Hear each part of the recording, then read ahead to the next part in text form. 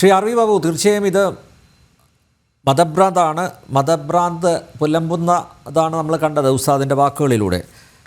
ഇത് ആൺമേൽക്കോയ്മയുടെ, പുരുഷ മേധാവിത്വത്തിൻ്റെ ഒരു പ്രതിഫലനം കൂടിയല്ലേ? അല്ല, ഇസ്ലാമിൽ നിന്ന് പുരുഷ മേധാവിത്വം അല്ലാതെ മറ്റെന്താണ് നമുക്ക് പ്രതീക്ഷിക്കാൻ പറ്റുക? അവിടെ തികച്ചും ആൺകേന്ദ്രിതമായ, പുരുഷകേന്ദ്രിതമായ ഒരു ജീവിത വ്യവസ്ഥയാണ് ഇസ്ലാം വിഭാവനം ചെയ്യുന്നത്. അത് വളരെ പച്ചയ്ക്ക് അവർ തന്നെ പറഞ്ഞിട്ടുള്ള കാര്യമാണല്ലോ. പൊതു ഇടങ്ങളിൽ സ്ത്രീകൾക്ക് ഒരു തരത്തിലുള്ള പങ്കും വേണ്ട, സ്ത്രീകൾക്ക് ബുദ്ധിയില്ല, അവർ പൊതുരംഗത്ത് വരേണ്ടതില്ല, അവർ വീട്ടിൽ മക്കളെ പോറ്റി വളർത്തിയാൽ മതി. എത്രയോ മതപണ്ഡിതന്മാർ വളരെ വ്യക്തമായിട്ട് പറഞ്ഞിട്ടുണ്ട്. വാരിയല്ലെന്ന് തീർത്തോണ്ടേ അത് വളഞ്ഞിരിക്കുന്നവർ.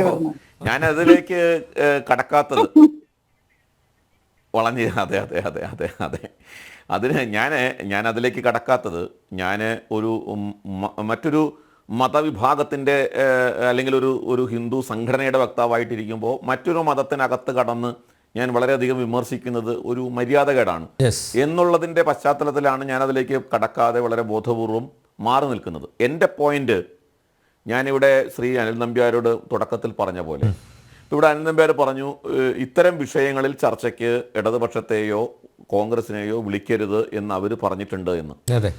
ഞാൻ കേരളത്തിലെ അല്ലെങ്കിൽ മലയാളികളായിട്ടുള്ള പ്രേക്ഷകരോട് എൻ്റെ ചോദ്യം അതുതന്നെയാണ്. അതായത്, ഈ പറഞ്ഞത് ഒരു കാവിയുടുത്ത സന്യാസിയാണ് പറഞ്ഞത് എന്നിരിക്കട്ടെ, അല്ലെങ്കിൽ ഒരു ഹിന്ദു മഹാസഭയോ അല്ലെങ്കിൽ ഈ പരിവാറുമായിട്ട് ബന്ധപ്പെട്ടു എന്നൊക്കെ പറഞ്ഞ് വിദൂര ബന്ധം പോലും ഇല്ലാത്ത ഏതെങ്കിലും ഹിന്ദു എന്ന് പേരുള്ള ഒരു സംഘടനയുടെ ഒരു വക്താവാണിത് പറഞ്ഞു എന്നിരിക്കട്ടെ. ഈ പറയുന്ന ഇടതുപക്ഷ സഹയാത്രികന്മാർ അനിൽ നമ്പ്യാരെ ഫോൺ ചെയ്ത് അങ്ങോട്ട് എന്നെ വിളിക്കുന്നില്ലേ എന്ന്. ഇല്ലേ? അതല്ലേ കേരളത്തിലെ അവസ്ഥ? അങ്ങോട്ട് ചോദിക്കും ചർച്ച, എന്തൊരു ആവേശമായിരിക്കും വരാൻ. അപ്പം ഞാൻ പറഞ്ഞതിൻ്റെ പോയിന്റ് അതാണ്. അതായത്, ഇവിടെ ഇസ്ലാമുമായി ബന്ധപ്പെട്ട വിഷയങ്ങളെ സംബന്ധിച്ച് അഭിപ്രായം പറയാൻ നമ്മുടെ നാട്ടിൽ ഇന്ന് സാധിക്കാത്ത ഒരു അവസ്ഥയുണ്ട്. സാധിക്കാത്തത് മറ്റൊന്നുകൊണ്ടുമല്ല, വോട്ട് ബാങ്കിനെ ഭയന്ന്, ആ ഒരു സംഘടിത സമൂഹത്തെ ഭയന്ന് ജീവിക്കുന്ന ഒരു രാഷ്ട്രീയ പരിസരമാണ് കേരളത്തിൽ രൂപം കൊണ്ടിട്ടുള്ളത്.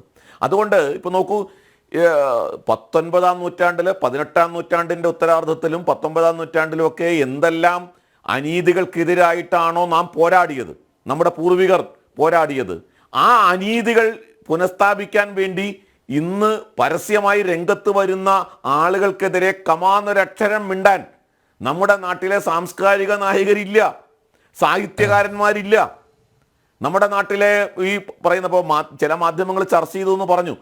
അത് ഈ പറഞ്ഞ പോലെ ജനം TV അടക്കമുള്ള മാധ്യമങ്ങളും സമൂഹ മാധ്യമങ്ങളും എന്തൊക്കെ ഇനിയിപ്പോൾ ഒളിച്ചു വെക്കാൻ ശ്രമിച്ചാലും അതൊക്കെ പുറത്തു കൊണ്ടുവരും എന്നുള്ളത് അറിയാവുന്നത് കൊണ്ട്, അവരുടെ മുഖം മൂടി അഴിഞ്ഞു വീഴും എന്നറിയാവുന്നത് കൊണ്ട് ചില മാധ്യമങ്ങൾക്ക് ഇത് വാർത്തയാക്കാതിരിക്കാൻ നിവൃത്തിയില്ല.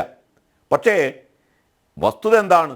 അങ്ങനെ ആ ചർച്ച ചെയ്യുമ്പോൾ പോലും ആ സമുദായത്തിനെ പരിക്കേൽപ്പിക്കാതിരിക്കാൻ, സമുദായത്തിനെ പരിക്കേൽപ്പിക്കണമെന്നൊന്നും ഞാൻ പറയില്ല, പക്ഷേ ആ മതനേതൃത്വത്തെ പരിക്കേൽപ്പിക്കാതിരിക്കാൻ, ആ മത ആശയങ്ങളെ പരിക്കേൽപ്പിക്കാതിരിക്കാൻ, ഇപ്പോൾ സനാതനധർമ്മത്തെ എതിർക്കുമ്പോൾ അല്ലെങ്കിൽ അതിനെക്കുറിച്ച് പറയുമ്പോൾ കാണിക്കുന്ന ആവേശം ഈ മാധ്യമ അവതാരകന്മാരൊന്നും ഇസ്ലാമിനെ കുറിച്ച് പറയുമ്പോൾ കാണിക്കുന്നത് നമ്മൾ കണ്ടിട്ടില്ലെന്ന് മാത്രമല്ല, അത് പറയാൻ തുടങ്ങുമ്പോഴേ നമുക്ക് വിലക്ക് വീഴും, നമ്മൾ തടയും.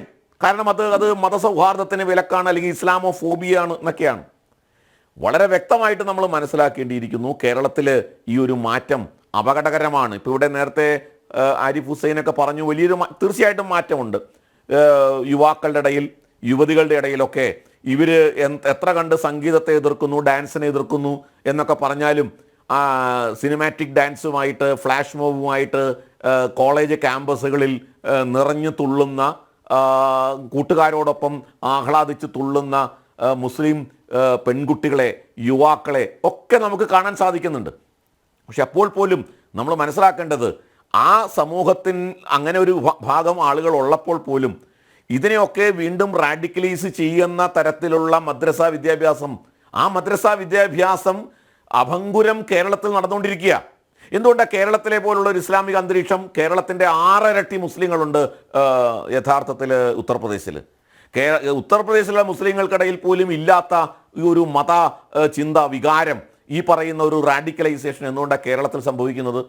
അപ്പോൾ കേരളത്തിലെ ഈ തരത്തിലുള്ള പ്രവർത്തിക്കുന്ന മദ്രസകൾ, ആ മദ്രസകളെ കൃത്യമായിട്ട് മോണിറ്റർ ചെയ്ത് അവിടെ പുതിയ യുഗത്തിന്, പുതിയ കാലത്തിനനുസൃതമായ വിദ്യാഭ്യാസം അതിലൂടെ നൽകാൻ കഴിഞ്ഞില്ലെങ്കിൽ അത് ഒരു വലിയ തലമുറയോട് അല്ലെങ്കിൽ ആ തലമുറയെ വഴിതെറ്റിക്കുന്നതിന് തുല്യമായിരിക്കും. ഉസ്താദുമാർക്ക് നിറഞ്ഞു പൂണ്ടാടാൻ അവർക്ക് സാധിക്കുന്നത് ഈ മദ്രസകളുള്ളതുകൊണ്ടാണ്. അതുകൊണ്ട് ആ മദ്രസകളെ കൂടി നമ്മുടെ ഈ ഒരു നിരീക്ഷണത്തിനുള്ളിൽ കൊണ്ടുവരികയും വ്യക്തമായിട്ട് അവിടെയൊക്കെ കടിഞ്ഞാനിടുകയും ചെയ്താൽ മാത്രമേ കേരളത്തിൻ്റെ പുരോഗമന, അല്ലെങ്കിൽ ഈ പറയുന്ന നമ്മളൊക്കെ അഭിമാനിക്കുന്ന എന്തെല്ലാം ആശയങ്ങളാണോ ആ ആശയങ്ങളുടെ മുന്നോട്ട് കൊണ്ടുപോകാൻ നമുക്ക് സാധിക്കൂ എന്നുള്ളതാണ് ഞാൻ വിചാരിക്കുന്നത്. സി. അനിൽ നമ്പ്യാർ.